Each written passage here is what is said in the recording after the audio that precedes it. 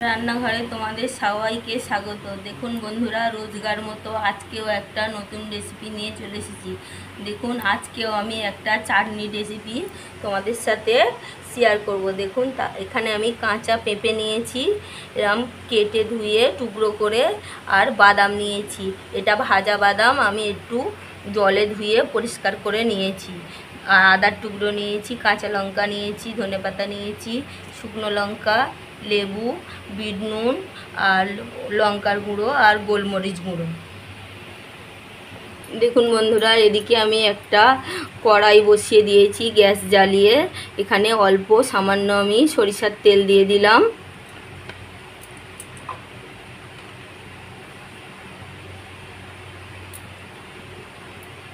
দিয়ে শুকনো লঙ্কা দুটো দিয়ে দিলাম। শুকনো লঙ্কাগুলো হালকা আমি একটুখানি ভেজে নেব। দেখুন বন্ধুরা, এখানে আমি বেশি ভাজবো না, হালকা করে ভেজে নেব। নিয়ে পেঁপেগুলো সামান্য একটুখানি ভেজে নেব, যাতে কাঁচা গন্ধটা চলে যায়। দেখুন বন্ধুরা, এইভাবে আমি হালকা সামান্য একটুখানি ভেজে নেব। নিয়ে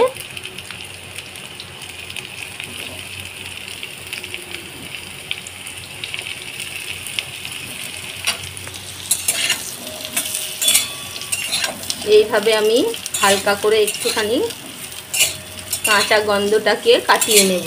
দেখুন, এখানে আমি লবণ দেব না, আমি ডাইরেক্ট মিক্সির জারে আমি বিট লবণ দেব। দেখুন,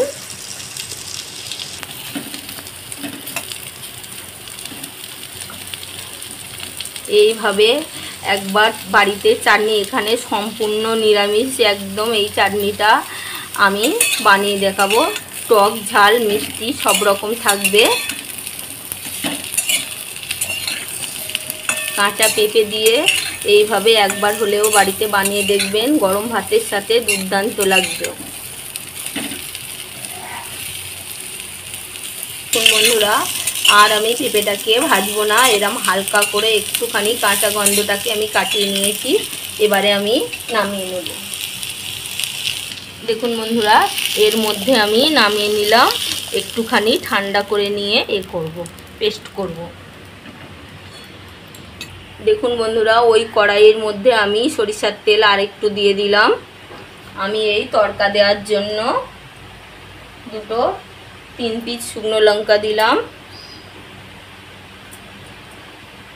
অল্প একটু সরিষা দিলাম, আর একটু কারি পাতা দিলাম।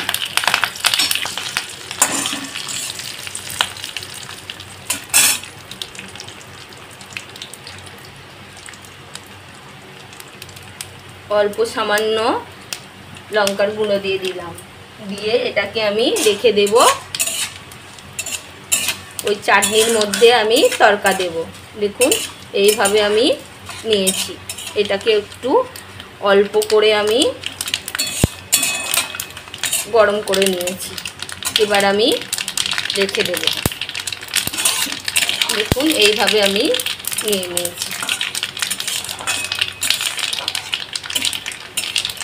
গ্যাসটা আমি বন্ধ করে দিয়েছি। দিয়ে আমি এটাকে সাইড করে রেখে দিলাম। দেখুন বন্ধুরা, আমি এখানে মিক্সির জারে আগে আমি ধনেপাতাগুলো দিয়ে দিলাম,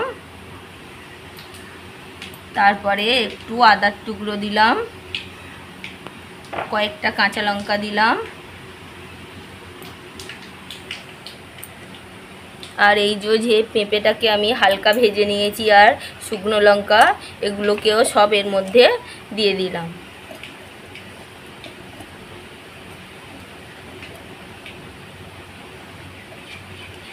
দিয়ে এই বাদাম, আমি ভাজা বাদাম ধুয়ে নিয়েছি, এর মধ্যে আমি এই মিক্সির জারের মধ্যে দিয়ে দিলাম।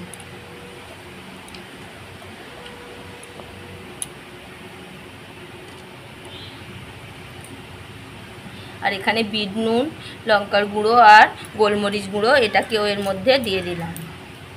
এবারে আমি লেবুর রস দিয়ে দেব। আমি দুটো লেবু নিয়েছি, সবটাই এর মধ্যে দিয়ে দেব। একটু টক টক মিষ্টি মিষ্টি হবে। এখানে আমি অল্প সামান্য চিনি দেব। দেখুন বন্ধুরা, এখানে আমি লেবু দিচ্ছি। তোমরা চাইলে এখানে ভিনিগারও দিতে পারো বা তেঁতুলও দিতে পারো, কিন্তু আমি এখানে আমার হাতের সামনে লেবু ছিল, আমি লেবু দিয়ে এই চাটনিটা বানাচ্ছি। সম্পূর্ণ নিরামিষের দিনে খুব সুন্দর লাগবে গরম ভাতের সাথে। দেখুন আমি 2টো লেবু দিয়েছি, তোমরা তোমাদের প্রয়োজন মতো দিয়ে নেবে কম বেশি করে। দেখুন বন্ধুরা, এখানে আমি চিনি দিয়ে দিলাম, দিয়ে এবার আমি পেস্ট। দেখুন বন্ধুরা, আমি দেখুন এই যে চাটনির একটা সুন্দর পেস্ট করে নিয়ে চলে এসেছি। এবারে আমি এর মধ্যে নামিয়ে নেব। দেখুন কত সুন্দর হয়েছে, কেউ বুঝতেই পারবে না যে এটা কাঁচা পেঁপে দিয়ে এরকম একটা দুর্দান্ত চাটনি বানানো যায়। দেখুন কত সুন্দর হয়েছে, মনে হচ্ছে নারকেলের চাটনি, কিন্তু এটা পেঁপের চাটনি। দেখুন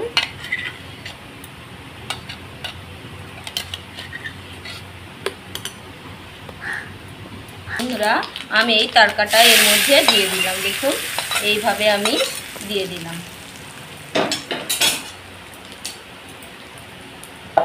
দেখুন কত সুন্দর হয়েছে।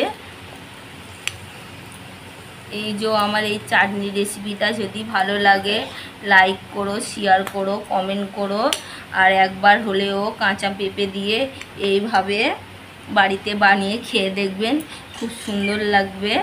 গরম ভাতের সাথে বা রুটি পরোটা যায়ের সাথে বলবে তার সাথেই খুব সুন্দর লাগবে। দেখুন বন্ধুরা, আর এইভাবে আমার পাশে থেকো। আমার মিসকার রান্নাঘরে যদি নতুন বন্ধুরা হয়ে থাকো, সাবস্ক্রাইব করো এরম নতুন নতুন রেসিপি পেতে।